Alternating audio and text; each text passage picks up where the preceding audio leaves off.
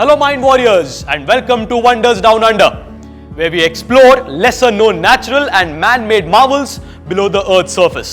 तो आपको क्या लगता है क्या होगा हमारा आज का destination?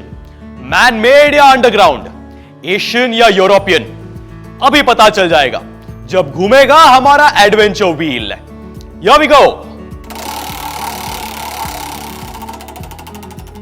There we have a winner. हमारा आज का अंडरग्राउंड मार्वल है टोलेडो मेट्रो आर्ट स्टेशन. अब आप सोच रहे होंगे मेट्रो स्टेशन, अरे देखिए तो सही, ये किसी आर्ट गैलरी से कम नहीं है. So let's get started with this episode of wonders down under.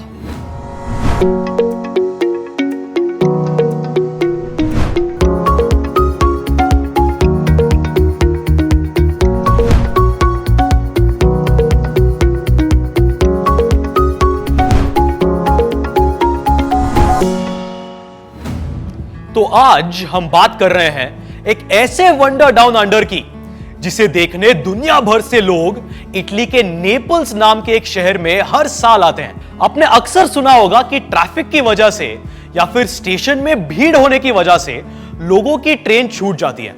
मगर क्या आप इमेजिन कर सकते हैं कि कोई ऐसा मेट्रो स्टेशन जो इतना खूबसूरत हो कि उसकी ब्यूटी को एडमायर करते करते आपकी ट्रेन छूट जाए? नहीं ना. मगर ऐसे हो सकता है अगर आप इटली आए और नेपल्स नाम के एक शहर में आकर टोलेडो मेट्रो स्टेशन को देखते तो. Trust me, this metro station is so beautiful that you will feel like you are in an art museum, and the thought that has gone into designing each of them is highly impressive. Enter करने से पहले ही बाहर आपको दिखेंगे 3 hexagonal pyramids और उनके साथ है एक स्टील स्टैच्यू जिसे नाइट ऑफ टोलेडो का नाम दिया गया है. और कहा जाता है कि वो इस जगह की रक्षा करता था. As you go down the escalator and explore this 38-meter deep subway station, you will see that each level has a different color representing a different theme. The first floor is mostly black and it represents the asphalt of urban life. Ancient walls that were discovered during the building of the metro system were incorporated in the architecture, and you will also find mosaic tiles depicting mythological and historical scenes from the history of Naples. Now, as you go deeper into the metro station, it is like going deeper into the earth as the colors change from yellow, representing the sun, shining down on Naples and going further down. It changes to blue and then green, representing the sea. There is even a corridor at the bottom level where LED walls on either side have images of a sea constantly moving because of the waves. इस lower most level में escalators के ठीक ऊपर है एक लंबा सा conical opening जो इस मेट्रो स्टेशन के टॉप लेवल तक जाता है, और इसमें से आ रही ग्लीमिंग ब्लू लाइट सच में इसकी खूबसूरती को और बढ़ाती है. एक मेट्रो स्टेशन को डिजाइन करने में इतना ज्यादा थॉट, ये बहुत अमेजिंग है. 2012 में इनॉग्रेट किए गए इस मेट्रो स्टेशन को डिजाइन किया था स्पेनिश आर्किटेक्ट ऑस्कर टस्केट्स ने, और इसमें इटली के कई और जाने माने आर्टिस्ट ने इंस्टॉलेशंस बनाए हैं. तभी तो टोलेडो मेट्रो स्टेशन को public building of the year, Emirates leaf award और most beautiful metro station of Europe का अवार्ड भी मिला है. But Toledo is not the only art station in Naples. It is one of the 13 metro stations where designers and artists have contributed their art, designs and installations. मैंने जब पहली बार underground metro से travel किया था ना, तो मैं तो बहुत ही इंप्रेस हुआ था. Imagine making an entire railroad track under the city. And all this could not have happened without the help of modern technology. Isn't that right? Now let me tell you something that might shock you. Guess करो कि दुनिया में पहला underground rail road कब बना था? थोड़ा सोचो. 1960s? ना. 1930s? नहीं.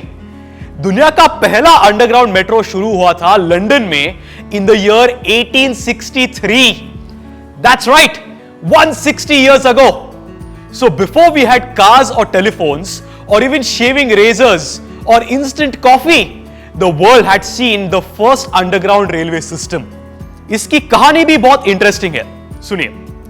मिड 1800s में लंदन दुनिया के सबसे बड़े और सबसे एडवांस सिटीज में से एक था। रेलवेज और रोड्स की मदद से लंदन बाकी दुनिया से आगे निकल चुका था और धीरे धीरे से इस शहर की बाउंड्रीज फैलती जा रही थी और पॉपुलेशन भी तो बढ़ता ही जा रहा था। Can you believe that the crowds on the streets of London in the 1860s were much larger than those of today? That's right, और इसकी वजह थी कम्यूटर्स। वैसे तो लोगों के कम्यूट के लिए कई रेलवे लाइंस और स्टेशंस बनाए गए थे, मगर वो सारे स्टेशंस लंदन के आउटस्कर्ट्स पर थे और वहां तक पहुंचने का एक ही तरीका था, बाय रोड। इस कंजेशन को कम करने के लिए चार्ल्स पियर्सन नाम के एक लॉयर और पॉलिटिशियन ने एक ऐसा सॉल्यूशन सजेस्ट किया जो उस समय पर सबको इम्पॉसिबल लगा था, and that was to create an underground rail road system under the city of London. 1863 में इस सिस्टम की पहली लाइन शुरू की गई, जिसमें पैडिंगटन से लेकर फैरिंगटन स्ट्रीट तक स्टेशंस थे।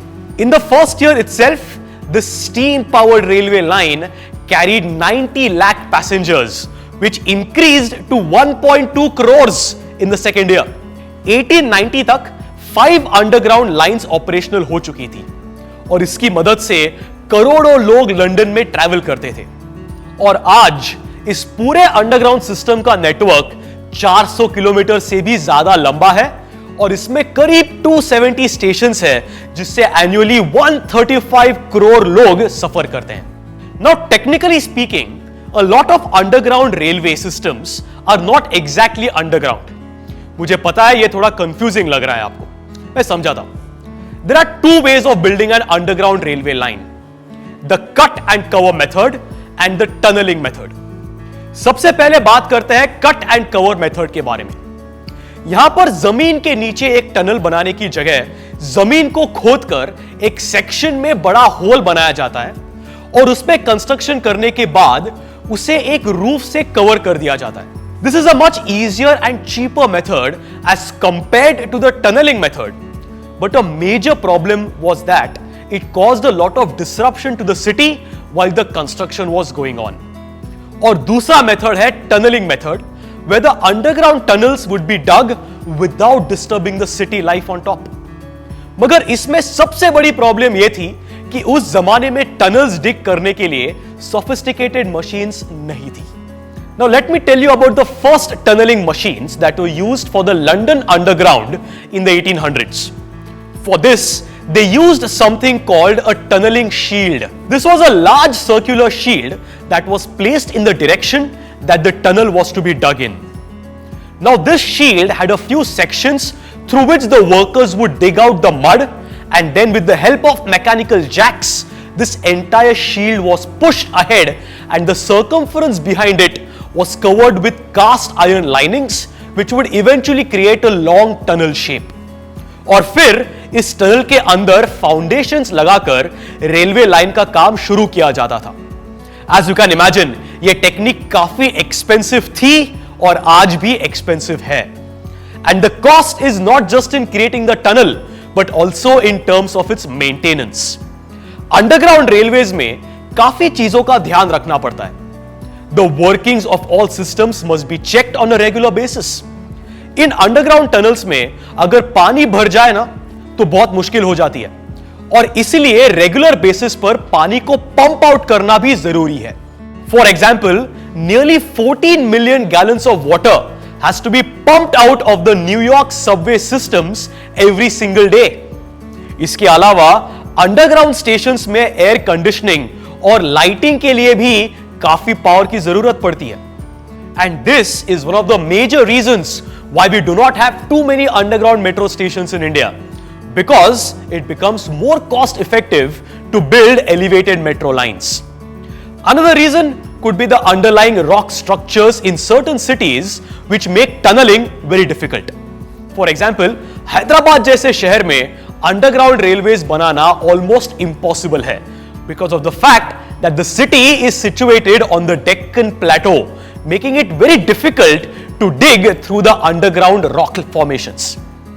Cities like Delhi, Chennai, Bangalore and Lucknow have had functioning underground transit systems, but it was Kolkata where the first underground metro system in India was inaugurated in 1984. फिलहाल India के commercial capital Mumbai में underground metro line का काम जोरों शोरों से चल रहा है। मुंबई मेट्रो की एक्वा लाइन 3 चलेगी साउथ मुंबई से लेकर नॉर्थ सेंटर तक और इसकी टोटल कॉस्ट होगी 30,000 करोड़। यह लाइन बाकी मेट्रो लाइंस, सबर्बन रेलवे और एयरपोर्ट से भी कनेक्ट होगी। And the most fascinating part is that a portion of this line will also pass under the मिठी नदी। ये इंडिया की दूसरी ऐसी अंडरग्राउंड मेट्रो लाइन होगी जो एक नदी के नीचे से गुजरेगी, after the Kolkata metro line 2 which passes under the Hooghly river. Mumbai जैसे पॉपुलेटेड सिटीज में ऐसे मेट्रो लाइंस का इंपॉर्टेंस बहुत ज्यादा है, क्योंकि इनकी वजह से लोगों का कम्यूट भी स्मूथ होता है और कंस्ट्रक्शन के दौरान एग्जिस्टिंग रोड ट्रैफिक पर एक्स्ट्रा प्रेशर भी नहीं बढ़ता। तो ये अंडरग्राउंड मार्वल्स अपने आर्टिस्टिक और इंजीनियरिंग वैल्यू की वजह से एक टूरिस्ट अट्रैक्शन भी बन सकते हैं और अपने प्रैक्टिकलिटी और कन्वीनियंस की वजह से एग्जिस्टिंग ट्रांसपोर्ट मोड्स का लोड भी कम कर सकते हैं। तो माइंड वॉरियर्स, ये था हमारा आज का वंडर्स डाउन अंडर का एपिसोड, जहां हमने आपको बताया दुनिया के कुछ अमेजिंग अंडरग्राउंड रेलवेज के बारे में। और इससे पता चलता है कि जब जरूरत होती है ना, तो इंसान कोई ना कोई रास्ता ढूंढ ही निकालते हैं। और अगर नॉलेज के सफर पर आपकी गाड़ी अटकी हुई है तो घबराइए मत, हम रास्ता निकाल ही देंगे। Subscribe to the mind was YouTube channel and watch informative videos about a variety of topics. और अगर आप नॉलेज को फन और इंटरैक्टिव बनाना चाहते हैं तो डाउनलोड करो माइंड वॉर्स ऐप और खेलो क्विज़ेस। अगले एपिसोड में हम फिर एक बार जाएंगे डाउन अंडर और एक्सप्लोर करेंगे एक नया wonder down under. This is Chaitanya signing off. जल्दी से प्ले स्टोर पर जाकर माइंड वॉर्स का नया ऐप डाउनलोड कीजिए। खेलिए बहुत सारे quizzes which bridge the gap between studies and your buddies और पाओ गेम्स खेलते खेलते स्टडी करने का मजा। So what are you waiting for? Download the app now.